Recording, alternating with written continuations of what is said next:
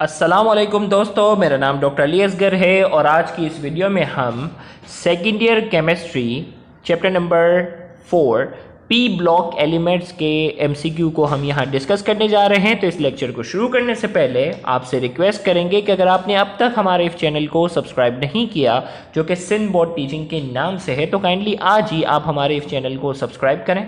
साथ ही साथ bell icon को लाजमी क्लिक करें ताकि हमारी अपलोड करदा तमाम वीडियोस की नोटिफिकेशन आपको रिसीव हो सके। तो आइए हम स्टार्ट करते हैं आज के इस लेक्चर को, जिसमें हमारे पास सबसे पहले एमसीक्यू नंबर 1 से हम शुरू करते हैं। याद रहे वो स्टूडेंट जो रिकॉर्डेड फॉर्म में भी इस वीडियो को देख रहे हो, वो इस वीडियो में कमेंट में आप उसी तरीके से रिप्लाई दिया करें जैसे आप लाइव सेशन में जो है वो रिप्लाई दिया करते हैं। तो इससे आपकी प्रैक्टिस बहुत अच्छी होगी। तो पहला एमसीक्यू आपके सामने इस वक्त स्क्रीन पर है।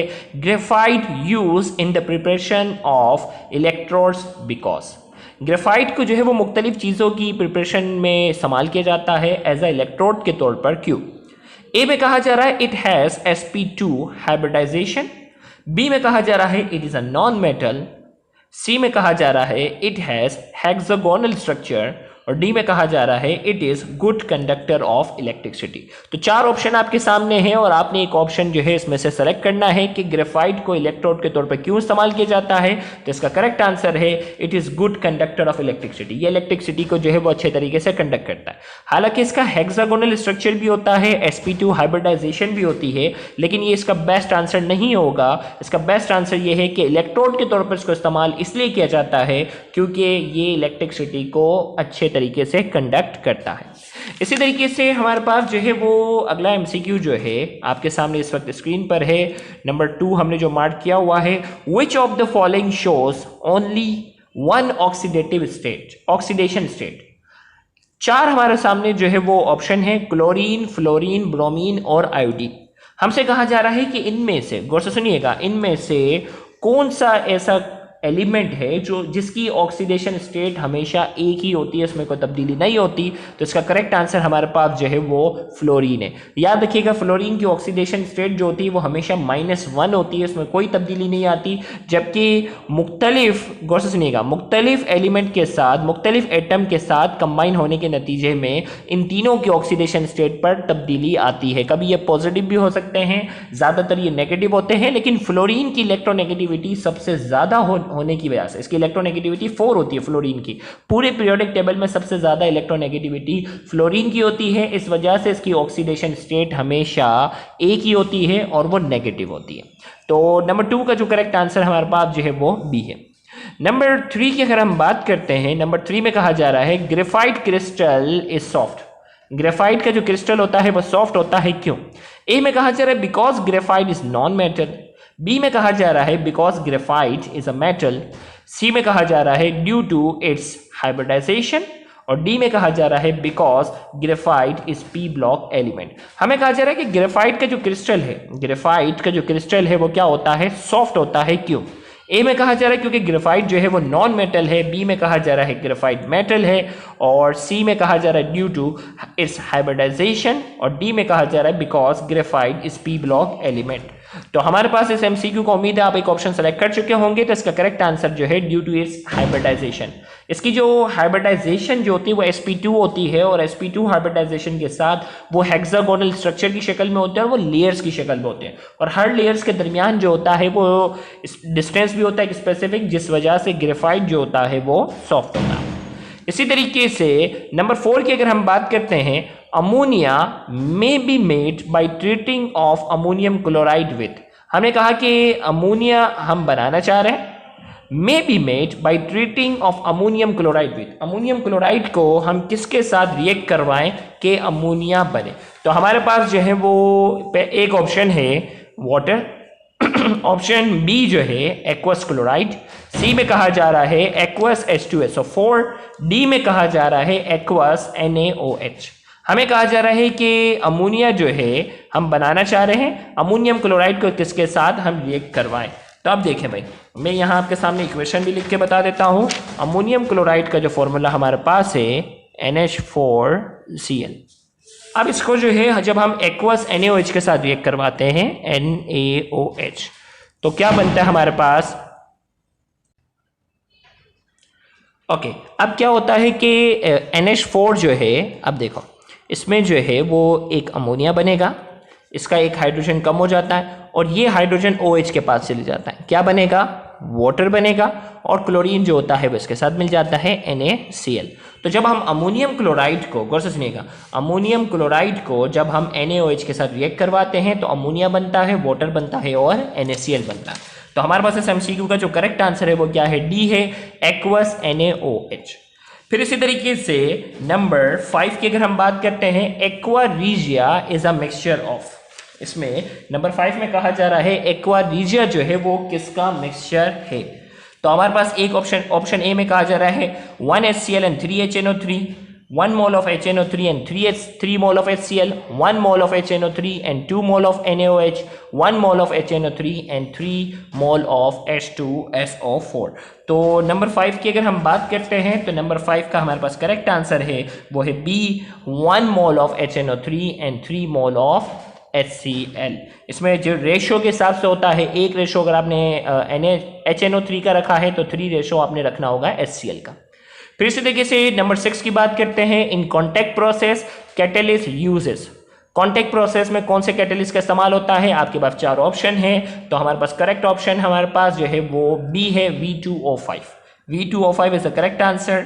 और इसमें कॉन्टैक्ट प्रोसेस के जरिए हम इसमें सल्फर डाइऑक्साइड को सल्फर ट्राइऑक्साइड में कन्वर्ट करते हैं और कैटेलिस्ट V2O5 होता है।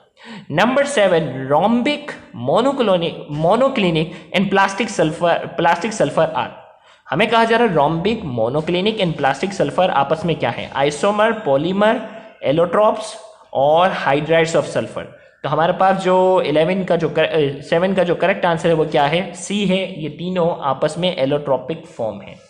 नंबर 8 जो हमने मार्क किया हुआ है, which one of the following process is a refining process of aluminium. हमारे पास जो है वो 4 प्रोसेस हैं, Hall's method, Bayer's method, Serpeck's method, Hoopes method. इनमें से कौन सा मेथड जो है वो रिफाइनिंग प्रोसेस है किसका, एल्यूमिनियम का। तो हमारे पास इस नंबर 8 का जो करेक्ट आंसर है वो क्या है, हुब्स प्रोसेस। हुब्स प्रोसेस जो होता है इसमें एल्यूमिनियम को हम क्या करते हैं, रिफाइन करते हैं। बाकी ये इम्प्यूरिटी को, गौर से सुनिएगा, हॉल्स मेथड, बायर्स मेथड और सरपेक्स मेथड, ये इम्प्यूरिटी को रिमूव करने के, ये क्या है, इम्प्यूरिटी को रिमूव करने वाले क्या है, ये मेथड है। तो आपको बाकायदा लेक्चर्स में हमने डिटेल में बताया भी होगा कि कब हॉल्स मेथड का इस्तेमाल किया जाता है, कब बायर्स मेथड का इस्तेमाल किया जाता है, कब सरपेक्स मेथड का इस्तेमाल किया जाता है। तो यहाँ रिफाइनिंग की बात हो रही है, फिल्ट्रेशन की बात नहीं हो रही। तो करेक्ट आंसर हमारे पास है हुब्स मेथड। इसी तरीके से laughing gas is lead oxide, ammonium chloride, zinc oxide, nitrous oxide. तो नंबर 9 में कहा जा रहा है कि लाफिंग गैस क्या है। तो हमारे पास इसका करेक्ट आंसर जो है laughing gas is nitrous oxide. Laughing gas जो है वो क्या है, नाइट्रस ऑक्साइड है। इसी तरीके से नंबर 10 की बात करते हैं, all of the following contain aluminium accept.